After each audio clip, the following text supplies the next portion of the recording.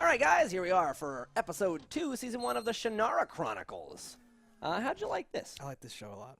I liked very much that it explained that wasn't her house. Didn't make any sense to me. I said that, yeah. Yeah. I'm happy. So I like that. I didn't realize it was fucking, like, literally someone else's house. And where are they? Did she kill them? What's going on? I don't know. I don't know. I imagine this is a world where, like, people are out a lot doing their job. You know, foraging. Yeah. Yeah, I know. So for one night, or it could have been their house. They could have been dead years ago, and she just popped into it. But it looked such an architectural marvel. And they show it off again, yeah, which is very. It looks like a seed pod of something with weird crazy. curved, like wooden weird things. It's great. Yeah. So she's gone. Our boy wakes up, and our druid friend is there. Like It opens with him, like, get up, Will, and he's like, the fucking what? Oh, it's wet. Fucking, I'm naked. Where are my stones? My stones. Fuck. he's so dumb though. It's great, yeah. Because he's like, oh, I got my stones right here. He picks up an empty bag. Yep.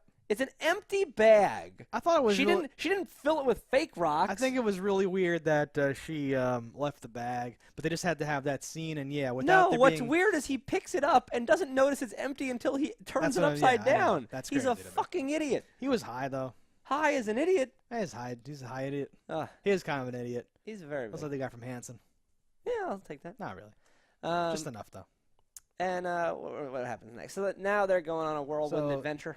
Okay, so immediately, like, his sword goes and does a thing. I'm like, oh, I love that sword so much. Holy shit. You were like, what are they called? The Reavers or the Reapers? And it's the Rovers. Rovers. Is the names.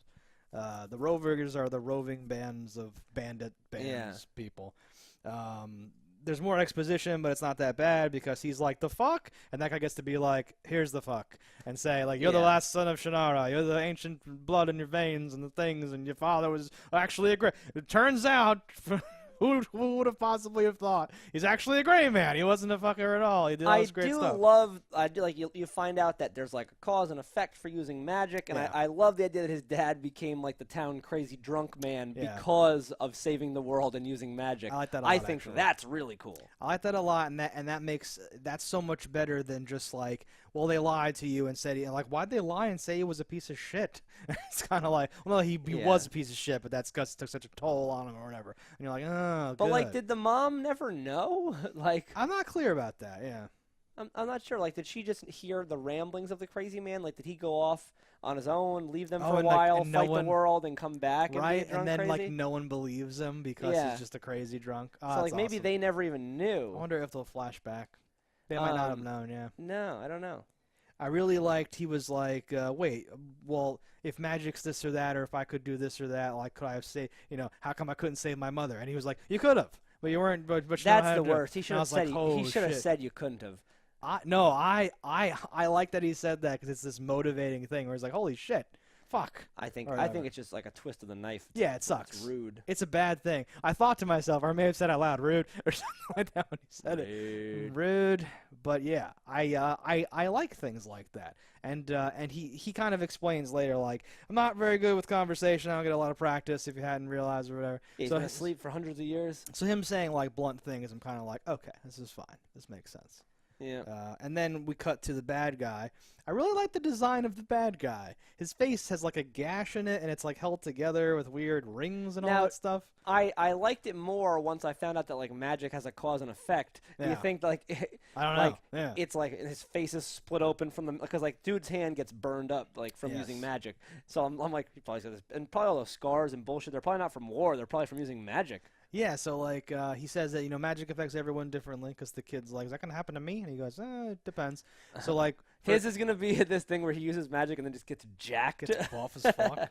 And this isn't bad at all. And he's like, range of motion's limited. And he goes, no, buff as fuck is awesome. You're so buff you can't wipe your ass. Let's go to the beach. Yeah, so like he gets like burned, it seems, and this guy, because he says like you're this like corrupted druid or whatever, which I thought of you because that explains the thing. It does, and where he says I'm the same fine incantation. With it now. Okay, I would have been fine with it either way, but I like that it makes perfect sense. I wonder if it just makes him uglier and uglier, and that's what his thing is. Like I want to know what his thing is. I don't think it's just that he's aesthetically displeasing to people. I think he's like fucked up. He's like deformed and like he's all crispy and crunchy. He's like a big mess and all that stuff. He's got a nougat center. He's like super corrupted. He's super like Like in all the different things, the corrupted whatever, the dark, like his teeth are all everything's a fucking mess.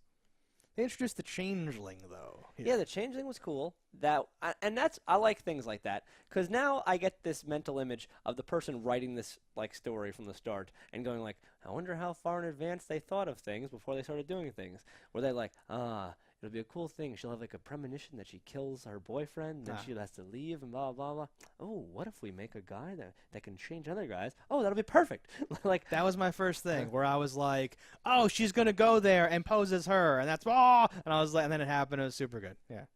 The only thing that really frustrated me about this scene is I'm like, okay, that guy dying makes total sense. It was a complete surprise. I'm like, and maybe even the next chosen one would be a nice surprise, but all the other chosen ones are in one room, and they're like the chosen ones. They're supposed to be like fighters and awesome and this and that, right? And like they couldn't kill one dude. Well, the changeling's a demon. I don't know how that works. I don't think that these people think that demons are real. There might have been an element of surprise. If I don't think vampires are real, but someone's coming at me trying to bite my neck, I'm gonna fuck them up. Like I know, especially if I'm the chosen one. Yeah, I mean they're all chosen ones, and like they're really just like winners of like a fucking like American Warrior. Yeah, challenge. it did make me question what that is, yes. But like there has to be something special because only the chosen ones can defend the tree.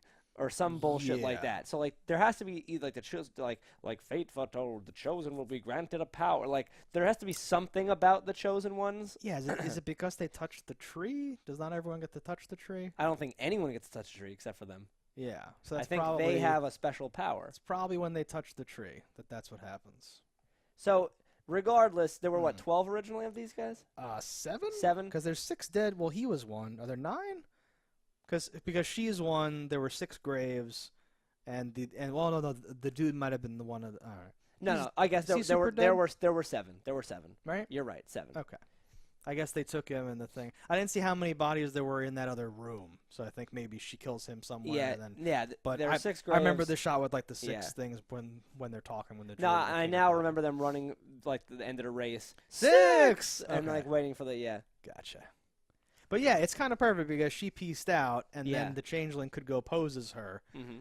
Probably has never seen her. I don't really know, but I didn't care about that. No, you didn't need to. Yeah. Because how it turned into that like pretty demon was she said, "I saw what you wanted me to look like," and she did that for the boyfriend. In your mind or whatever the fuck. So it's even possible that if there's like 6 dudes in the room, she looks different to all 6. So all 6 at the same time, you think? I think it's possible. That would be dope. I feel like she's physically changing because she's the dog and he can like pet the dog. That's weird though. I like that. Yeah. Or maybe when she picks it out of your mind, she can then turn into that whenever she wants from that point onward. Probably. I like this. No, it's cool. I like when things are like a little vague like that, when it's got this interesting fucking flow and overtones. No, it was cool. No letdown there.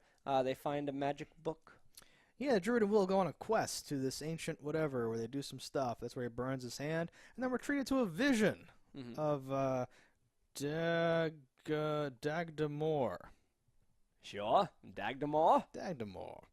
Where we find out all that shit that we talked about. Yeah. Great scene here in the middle of this. First of all, the vision kind of budget, but I still liked it, and I liked it. You mentioned Lord of the Rings at like one point. Yeah. Which I think is a thing you're not allowed to compare anything to Lord of the Rings. It's supposed to be this untouchable, amazing thing or something like that. But there are things in this that I've liked more than things that are in Lord of the Rings. I think this is fine. There's because there were some vision things in like Lord of the Rings that I thought were super like chintzy or whatever compared to this, and I really liked this. You really got the feeling that he's all disoriented and all that stuff.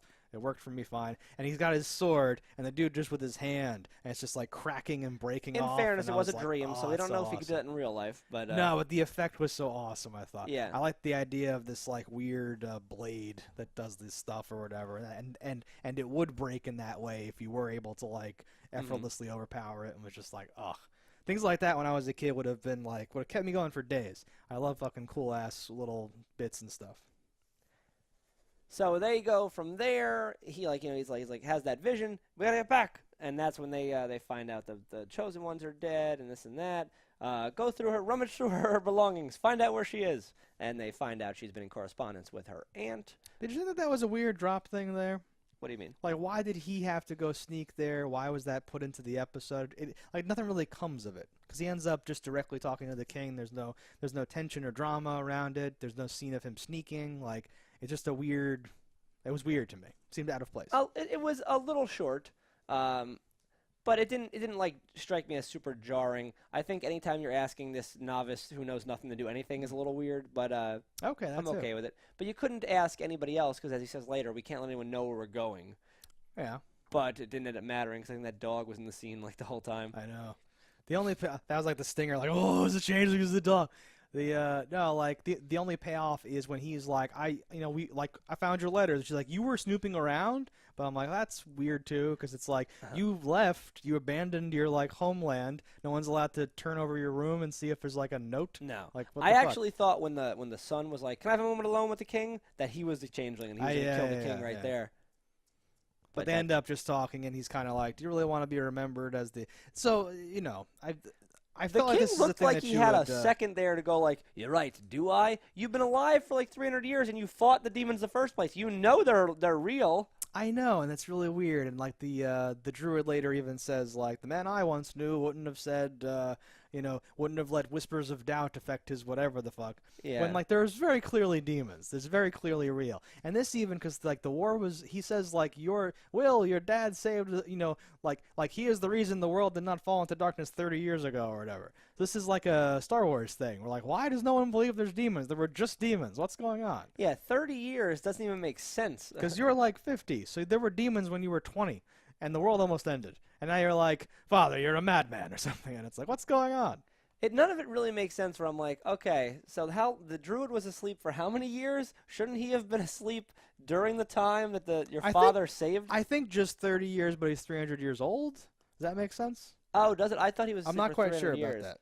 Oh, so do the elves actually age the same as humans? I thought it was. I don't know. How I took it, Yeah. and maybe I made up this 300 years. Maybe it was 30 the whole time. I thought he was asleep for 300 years, and that was when this last war thing was. The elves are like elves from Lord of the Rings and live hundreds of years and just are like normal. But maybe they do age like humans, and she was his age, and now like his aunt, the aunt. Yeah, no, she just aged out. He's definitely 300 years old. Will says, what are you, like 350? But, and this is a thing that I'm sure there'll be more details about or whatever. The king says like, well, we can't all sleep for decades and come back or whatever the fuck. And yeah, they knew each other then, and she's the aunt and the thing and the yeah, I don't know. The whole timeline. I don't know. Some of this doesn't make sense. I don't know how he's managed to be 300 years old and if he's had to sleep before and how this works or whatever. Had to be sleeping constantly. For various times. Maybe he only wakes up when shit goes down. Happens. It's a hard life I live. All right, so moving right along in this episode, we do find the aunt. We find Pyrea. we find Aunt Pyrea. Well, Who Aunt Pyrea has found. I'm upset that I learned her name. Oh, actually, we skipped over the our princess. I was about to slam on the brakes and talk about all that. Yeah, the princess encounters our rogue girl. Eritrea. Yeah, and she tries to do the same trick she did to Will, but she wasn't having it. She threw that shit in her face. It is a stupid and obvious trick. She's just like preparing it all in front of her. I'm like, you don't have that ready? Can it not be pre-mixed? Does it go bad? I don't understand. It might sink to the bottom. Like sweet tea. Yeah. So she tries to trick her the same way. She fights back. She steals her horse and her food and gives her like gauntlet thing, which I thought she would have presented to her father. Like, I've got the princess's That's gauntlet. what I thought she was going to take out of her like thing. So later, Eritrea, I hate that name. Like she's by like a lake. The whip comes around the neck and whatever. Like, they're not playing around. Whip comes around the neck. Yeah. Fucking marks are left there. It's a whole thing. It's like brutality, whatever. And then this man, who you don't know is her father until he says it at the end of the scene, is all like, "You're not pulling your weight. I'm gonna have to sell you to this brutal, this brutal fuck who wants a wife." And then he says, "Come over here with Daddy and let me tell you about this." I'm like, "What the fuck? Yeah. Your I love dad that was gonna guy, sell though. you?" Everything he's in is great. Who is that guy? I don't know his name. I think the first time I really took notice of him was in the movie The Phantom, and he plays like the lead henchman bad guy, and they're like, "Who is that man?" "It's the Phantom. I've killed him once before." "What do you mean?" "I stuck him with this knife," and it's a knife that goes like from here to like here, because I put it right in his back, but really he killed the Phantom's father, and the Phantom passes on from son to son. The Phantom knows. If you stab the Phantom, does he die? Yeah, the Phantom's just a person. Oh God. So No wonder. he killed the Phantom, but Billy Zane took over his role Yep. and wears the same outfit, and they've been doing this for generations, so they just think he's an immortal. I like when things have powers. Yeah, this guy was like the poor man's Eric Roberts or something. I was like, who are you? It was weird. But I was trying to place him. I do not know At the moment, Phantom. Eric Roberts is the poor man's Eric Roberts. I was kind of thinking that at the time, too. Where I'm like, you're not quite Eric Roberts, but he's something in his jawline or something in his presentation. He's like the poor man Dexter's dad. Yeah, okay. He's like the poor man's a lot of character actors, but the whole time I'm watching him in these very brief scenes, I'm like, I know you, where are you from, or whatever. And it couldn't have been He's the in a Phantom. lot of things. I imagine he's in a lot of things. But that's the one that, like, I love the Phantom, so it stands out for me. But but she presents the elf stones to him. Yes. That He knows, like, what wins they his are. He's favor like, back. holy shit. I liked the line, just because those pointy-eared bastards say magic is dead doesn't mean it's true, or whatever. Yeah. Maybe I've seen it, huh? Or whatever. Which further proves that the fucking thing happened like 30 years ago or whatever. Certainly. So I guess that makes sense. Well, also, magic not having actually died, it can exist all over the place. Yeah, why don't people know? Because that school is closed ever since the raid. The elves are saying magic is dead. Everyone's just like, yep, no magic. Dad, didn't you fight in the magic demon wars? It's myths. What? I don't know. That part's all fine. Well, they might be making a conscious effort. If you say it's dead, no one might try to learn it again, and it's such a powerful tool, they can't have their enemies know about it. When the world almost ends, I feel like a lot of stuff can be lost or thrown out with the whatevers. Sure. I'm basically fine. I just like to nitpick certain things like that. No, and I'm very much on that same drill where I'm like, the timelines here don't make sense here, Chief. You've seen this. You fought in that war. Well, why are you saying it's a myth? Especially, well, okay, so what I imagined happened was, they like loosely structured the story and everything made sense or like whatever, and then it came time to be like, okay, well, wait, no, there's going to be a person who hasn't been asleep since the war, and then she has to still be alive.